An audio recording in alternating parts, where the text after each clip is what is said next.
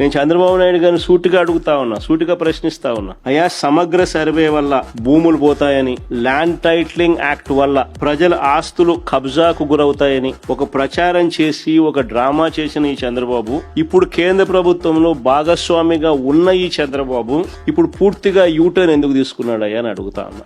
మా ప్రభుత్వ హయాంలో మేము చక్కగా సర్వే చేసినందుకు దేశంలో అన్ని రాష్ట్రాల కల్లా మెరుగ్గా మేము చేశాము అని కేంద్ర ప్రభుత్వం నుంచి 400 కోట్ల రూపాయలు మాకు రాయితీ వస్తే ఆ క్రెడిట్ ను తన ఖాతాలోకి వేసుకోవడానికి పడరాని పాటలు పడతా ఉన్నాడు. వాళ్ళు ఎవరు, వాళ్ళ ఎంపీ, వాళ్ళ మంత్రి, కేంద్ర మంత్రి, వాళ్ళ ఎంపీ ఆ పెమ్మసాని, ఆయన ట్వీట్ మాట్లాడడం అసలు నాకు ఆశ్చర్యం అనిపిస్తుంది.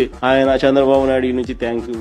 ఇంకా వాళ్ళ అబద్ధాలు ఇంకా ఏ స్థాయి లేకపోయినాయంటే పట్టాదారు పుస్తకాలపై క్యూఆర్ కోడ్ ఆయన తెచ్చినాడంట. అది ఇంకొక అబద్ధాలు. అసలు నిజంగా ఈ స్థాయి లేక ఒక మనిషి ముఖ్యమంత్రి స్థానంలో ఉంటూ ఆయన కన్నా నేను కొడుకు వయసులో ఉన్నా, నేను మా ఆయన ఇద్దరు సమకాలికులు, నాతో కూడా కాంపిటీషన్ చేయలేకున్నాడు. మా నాయన కథ దేవుడు ఎరుగు.